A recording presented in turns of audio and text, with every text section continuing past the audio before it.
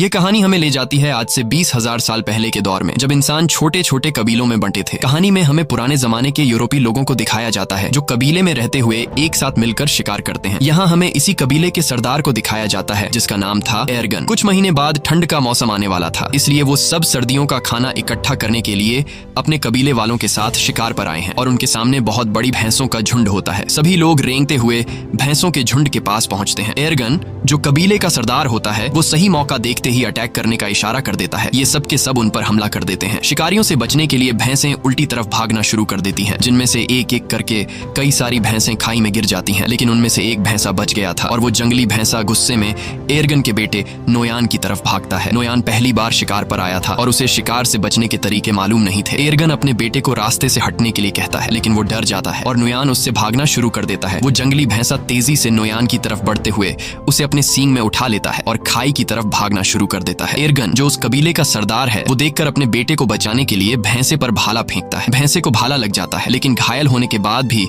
वो नोयान को नहीं छोड़ता और नोयान को खाई से ऊपर उछाल देता है। और यहाँ से कहानी जाती है फ्लैशबैक में, यानी कि एक हफ्ता पहले, जहाँ पर हम देखते हैं कि कबीले के लोग शिकार की तैयारी कर रहे हैं। वो पत्थरों से अलग अलग तरह के नुकीले हथियार बना रहे थे। ये सिर्फ तैयारी नहीं थी, बल्कि नए लोगों को शिकार में हिस्सा लेने के लिए इस तरह के पत्थर बनाने पड़ते थे। जो सबसे तेज और नुकीला हथियार बनाएगा उसे शिकार के लिए सिलेक्ट कर दिया जाएगा। इस प्रतियोगिता में एर्गन का बेटा नोयान भी पास हो जाता है। उसी रात को नोयान की माँ एर्गन से कहती है, नोयान को अपने साथ शिकार पर मत ले जाओ, वो अभी बच्चा है, मैं उससे बहुत प्यार करती हूँ और उसे खोना नहीं चाहती। एर्गन कहता है, सर्दियां आने वाली हैं और साल के इस वक्त में सभी शिकार करने के लिए जाते हैं। अगर हम शिकार पर नहीं गए तो हम सर्दियों में भूख से मर जाएंगे और नोयान को खुद को साबित करना होगा कि वो मेरा बेटा है। अगली सुबह सभी कबीले वाले शिकार के लिए निकल रहे होते हैं, लेकिन नोयान की माँ नोयान के लिए बेचैन हो रही थी कि कहीं मेरे बेटे को कुछ हो ना जाए। लेकिन एर्गन उसे तसल्ली देता है, तुम परेशान मत हो, नोयान को कुछ नहीं होगा। और वे सब शिकार पर निकल जाते हैं। थोड़ी दूर आगे जाने के बाद यहाँ पर एक दूसरा कबीला भी आता है जो उन्हीं की तरह शिकार करने के लिए निकला है ताकि सर्दियों के लिए खाना इकट्ठा कर सके। बहुत लंबा सफर तय करने के बाद वो सब एक पत्थर के ढांचे तक पहुंचते हैं जो कभी उनके पूर्वजों ने बनाया था। ये सफर बहुत खतरनाक होता है। इस सफर में उनके कई पूर्वजों ने अपनी जान गंवाई है, इसीलिए उन्होंने पूर्वजों की याद में यह पत्थर का ढांचा बनाया होता है। आगे चलने के बाद उन्हें एक जंगली सुअर दिखता है जिसे वो भाले से घायल कर देते हैं। एर्गन अपने बेटे नोयान से कहता है कि तुम इसे मारोगे, लेकिन नोयान ने पहले कभी शिकार नहीं किया था। वो इसे देखकर घबरा जाता है और नोयान उसकी जान नहीं लेता, इसलिए एर्गन उसके हाथ से पत्थर का खंजर छीनकर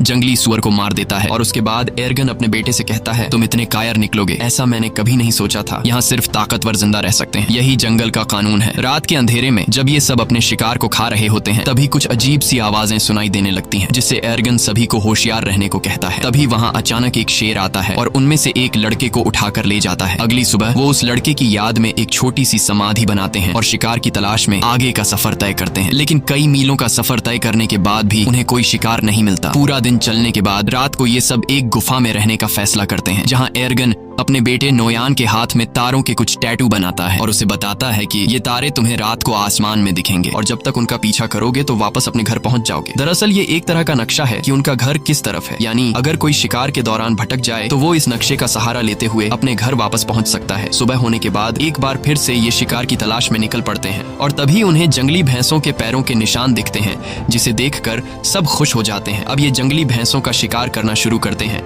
और यहाँ वो सीन आता है जब एक जंगली भैंसे ने नोयान को पहाड़ी से उछाल दिया था। कहानी वापस प्रेजेंट में आती है, जहां दिखाया जाता है कि जब नोयान को चट्टान से उछाला गया तो वो नीचे जा गिरा, लेकिन वो चट्टानों के बीच एक पत्थर को पकड़कर लटक जाता है। एर्गन जल्दी से वहां पहुंच जाता है और अपने बेटे से कहता है, हिम्मत मत हारना, मैं तुम्हें बचा लूंगा। लेकिन तभी वो पत्थर टूट जाता है जिसे पकड़कर नोयान लटका हुआ होता है। नोयान चट्टानों से टकराता हुआ नीचे गिरता है और चट्टानों के बीच में बने हुए एक छोटे से रास्ते में जा गिरता है। एर्गन अपने बेटे को बचाने के लिए जाना चाहता है, लेकिन उसके कबीले वाले लोग उसे रोक लेते हैं। वो कहते हैं, अब यहाँ से नीचे जाने का कोई रास्ता नहीं है, तुम्हारा बेटा अब इस दुनिया में नहीं रहा, हम तुम्हें खोना नहीं चाहते, तुम हमारे कबीले के सरदार हो, तुम्हारी जिम्मेदारी है कि तुम हम सब की हिफाजत करो और हमें वापस घर ले चलो। लेकिन एर्गन किसी की भी बात को मानने को तैयार नहीं था। वो पूरी रात उसी चट्टान के किनारे बैठकर अपने बेटे को आवाजें देता रहता है, लेकिन आखिरकार उसे समझ आ जाता है कि अब मेरा बेटा इस दुनिया में नहीं रहा। और अगली सुबह तक जब उसका बेटा नहीं आता तो उसके तमाम साथी नोयान की याद में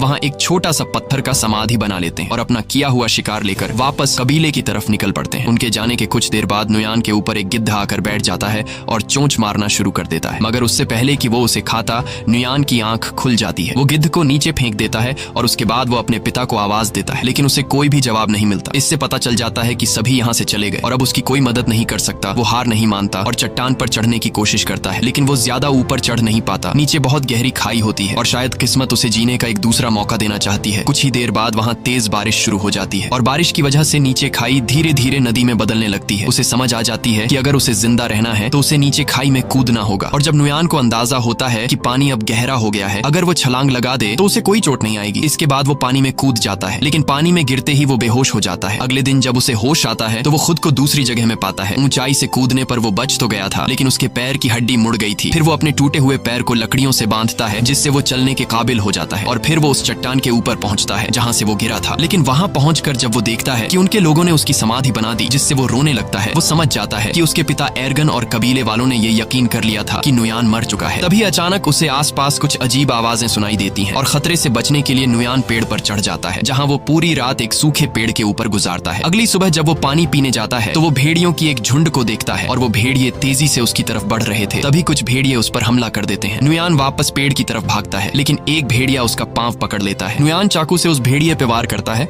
जिससे वो भेड़िया जख्मी होकर नीचे गिर जाता है और नुयान जल्दी से पेड़ पर चढ़ जाता है। सारी रात भेड़िए नीचे उसका इंतजार करते हैं, लेकिन जब सुबह होती है तो सब भेड़िए जा चुके होते हैं। सिर्फ वही जख्मी भेड़िया वहां पर मौजूद होता है जिसे कल उसने चाकू से मारा था। नुयान सबसे पहले अपने चाकू से अपने लिए एक भाला बनाता है और भेड़िए को मारने जाता है, लेकिन जख्मी भेड़िए को मारते वक्त उसे रहम आ जाता है और वो उसे मारने का इरादा बदल देता है। इसके बाद वो पहले उसके मुंह को पट्टी से बांध लेता है और फिर उसे उठाकर उस गुफा में ले जाता है जहां वो अपने कबीले के साथ एक रात ठहरा था। अगली सुबह उठकर वह जड़ी बूटी ढूंढने निकल पड़ता है और फिर उन जड़ी बूटियों को पीस कर अपने पैर पर लगाता है। इसी बीच जब वह पानी पी रहा होता है तो वह देखता है कि भेड़िया अपने मुंह पर बंधी रस्सी को खोल चुका है।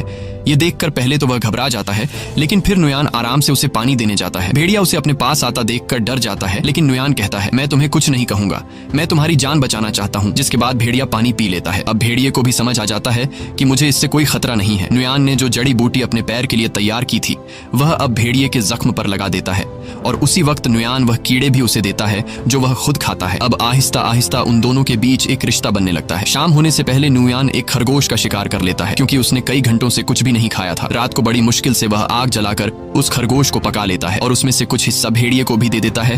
ये दोनों बुरी तरह से घायल होते हैं, इसीलिए कुछ दिनों तक उसी गुफा में रहते हैं। एक रात नुयान अपने हाथ के टैटूज को देखता है जो उसके पिता एर्गन ने बनाए थे और उन सितारों को आसमान में देखता है। वह कहता है, मुझे घर जाना होगा अपने माँ बाप से मिलने। और नुयान भेड़िए से कहता है कि तुम्हें भी अपने झुंड की तरफ लौटना चाहिए। अगली सुबह वह सफर के लिए तैयार हो जाता है। वह भेड़िए से कहता है, तुम भी अपने घर चले जाओ उससे पहले कि बर्फ पड़ने लगे, और वह वहाँ से निकल पड़ता है। लेकिन वह देखता है कि भेड़िया, जिसका नाम उसने अल्फा रखा है, वह उसके पीछे पीछे चलता आ रहा है। काफी दूर जाने के बाद भी वह भेड़िया उसका पीछा करता है। नुयान कई बार अल्फा को भगाने की कोशिश करता है, लेकिन वह पीछा नहीं छोड़ता। असल में भेड़िए को नुयान के साथ लगाव हो चुका था, क्योंकि नुयान ने उसकी जान बचाई। उसी वक्त अल्फा एक स्वर देखता है। वह उसका शिकार करने की कोशिश करता है, लेकिन कामयाब नहीं होता। नुयान समझ जाता है कि भेड़िया भूखा है। उसे वह खाना दे देता है जो खुद के लिए जमा किया था। ये पहली बार था कि अल्फा ने नुयान के हाथों से खाना खाया। अब ये दोनों दोस्त बन चुके हैं। उसके बाद अल्फा एक खरगोश का शिकार करता है जो ये दोनों मिलकर खाते हैं और रात को एक साथ सो जाते हैं। अगली सुबह अल्फा नुयान का मुंह चाट कर उसे जगाता है और जैसे ही वह उठता है तो अल्फा से कहता है, तुमसे कितनी बदबू आ रही है, और वह उसे जबरदस्ती दरिया में फेंक देता है। ये दोनों दरिया में नहाते हैं। यहाँ अल्फा खाने के लिए एक मछली भी पकड़ता है। उसके बाद नुयान वापस अपने सफर पर निकल पड़ता है। रात को वो दोनों आग जलाकर बैठे होते हैं। तब अल्फा कुछ महसूस करता है। हम देखते हैं कि वहाँ कुछ और भेड़िए आते हैं। अल्फा उनके पास जाता है। दरअसल यह अल्फा का परिवार है। नुयान समझ जाता है। वह उसे कहता है कि तुम्हें अपने परिवार के साथ जाना चाहिए, और भेड़िया उनके साथ चला जाता है। अगली सुबह नुयान फिर अपने सफर पर निकल पड़ता है। अब ठंड बढ़ चुकी होती है, चारों तरफ बर्फ बरस रही होती है और नुयान उसी बर्फ में आगे बढ़ता है। तभी दूर से वह देखता है कि कुछ भेड़िए एक मरे हुए शिकार को खा रहे हैं, जिसमें अल्फा भी शामिल होता है। अल्फा को उसके साथी शिकार नहीं खाने देते हैं। नुयान उसे पहचान लेता है और दौड़कर अल्फा के पास जाने लगता है। तभी दौड़ते वक्त अचानक बर्फ टूट जाती है और नुयान उसमें गिर जाता है। दरअसल यह एक जमी हुई झील होती है। अल्फा को जब पता चलता है तो वह उसकी तरफ दौड़कर भागता है। वह उस बर्फ को कूदकर तोड़ने की कोशिश करता है, लेकिन बर्फ की परत काफी मोटी होती है, इसलिए वह इतनी आसानी से नहीं टूट पाती। पानी के अंदर नुयान की सांसें फूलने लगी थीं। फिर वो जैसे तैसे करके अपना चाकू निकालकर बर्फ की परत को तोड़ लेता है और पानी से ऊपर निकल आता है। और अब एक बार फिर से ये दोनों मिल चुके हैं। नुयान ठंड से बचने के लिए जल्दी से आग जला देता है और अपने कपड़े उतार कर शरीर को गर्म करता है। फिर अगली सुबह अल्फा को साथ लिए नुयान अपना सफर जारी रखता है। थोड़ा सा आगे चलकर उसे एक आदमी दिखाई देता है, जिसे देखकर वह बहुत खुश होता है। लेकिन जब करीब जाकर देखता है तो पता चलता है कि यह आदमी ठंड से जमकर मर चुका होता है। ये देखकर उसे बहुत दुख होता है। उसके बाद नुयान उस आदमी के टेंट के अंदर चला जाता है, लेकिन वहाँ उसे कुछ भी जरूरत का नहीं मिलता। जिसके बाद नुयान उस आदमी का तीर कमान ले लेता है और आगे बढ़ने लगता है। तभी वह देखता है कि उनके पीछे लगड़बग्घे उनका शिकार करने के लिए आ रहे हैं। वो दोनों अपनी जान बचाने के लिए दौड़ने लग जाते हैं और एक गुफा में घुस जाते हैं। वो लगड़बग्घों से तो बच जाते हैं, लेकिन अब वो उनसे भी खतरनाक जानवर के घर में घुस गए थे। दरअसल यह गुफा एक ब्लैक पैंथर की होती है। तभी ब्लैक पैंथर नुयान पर हमला कर देता है, लेकिन उससे पहले कि वो नुयान तक पहुंचे, अल्फा उस पर हमला कर देता है। जब वह दोनों लड़ रहे होते हैं तो इस बीच नुयान अल्फा को कमजोर देखकर ब्लैक पैंथर को तीर मार देता है, जिससे वो मर जाता है। अल्फा बच तो गया था, लेकिन ब्लैक पैंथर से लड़ते लड़ते कई सारी चोटें आई थीं। इसके बाद नुयान अल्फा के जख्मों पर मरहम लगाता है और उसकी जान बचाने के लिए उसका शुक्रिया अदा करता है और उससे कभी न छोड़ने का वादा करता है। अगली सुबह एक बार फिर से वो दोनों अपने सफर को जारी रखते हैं। कई मील सफर करने के बाद आखिरकार नुयान को वो समाधि मिल जाती है जो उनके पूर्वजों ने बनाई थी। उसे देखकर वो बहुत खुश हो जाता है और उसे पता चलता है कि वो अब तक सही रास्ते पर चल रहा था। अब वो अपने कबीले से ज्यादा दूर नहीं, जल्द ही वो अपने कबीले के पास पहुंच जाएगा। तो अब फिर से सफर जारी रखता है, लेकिन थोड़ी दूर जाने के बाद अल्फा गिर जाता है। कमजोरी और जख्मों की वजह से वो अब चलने के काबिल नहीं था। नुयान बिना टाइम जाया किए अल्फा को अपनी गोद में उठाकर कबीले की तरफ बढ़ने लगता है। बर्फीला तूफान बहुत तेज था और कई हफ्तों से नुयान सफर कर रहा था, इसीलिए अब उसे आगे सफर करने में बहुत मुश्किल पड़ रही थी। लेकिन वो हिम्मत नहीं हारता और आहिस्ता आहिस्ता कबीले की तरफ बढ़ता है। एक जगह पहुंचने के बाद उसे दूर से अपना कबीला दिखाई देने लगता है। इस दौरान उसके पिता को भी पता चल जाता है कि दूर से कोई आ रहा है। इतने दिनों बाद अपने घर को देखकर उसकी खुशी का कोई ठिकाना नहीं था। उसके बाद जैसे तैसे करके वो अपने कबीले तक पहुंच जाता है और वहीं पर गिर जाता है। नुयान को देखकर उसके माता पिता दौड़ कर आते हैं। उसे देखकर उन दोनों को यकीन नहीं होता कि ये हमारा बेटा है। वो दोनों मान चुके थे कि हमारा बेटा मर चुका है, लेकिन अब उसे जिंदा देखकर वो बहुत ज्यादा खुश हो जाते हैं। फिर नुयान अपने पिता से कहता है कि अल्फा को बचा लीजिए। यह कहकर नुयान बेहोश हो जाता है। कुछ घंटे बाद जब उसकी आंख खुलती है तो वो अपने घर में होता है। उसके माता पिता और कबीले के लोग चारों तरफ बैठे हुए होते हैं और अल्फा भी उसके पास में ही लेटा हुआ था। लेकिन यहाँ उन्हें पता चलता है कि अल्फा ने कुछ बच्चों को जन्म दिया है। ये देखकर नुयान चौंक जाता है। यानी अल्फा एक भेड़िया थी और प्रेग्नेंट होने के बावजूद अल्फा ने सफर पर नुयान का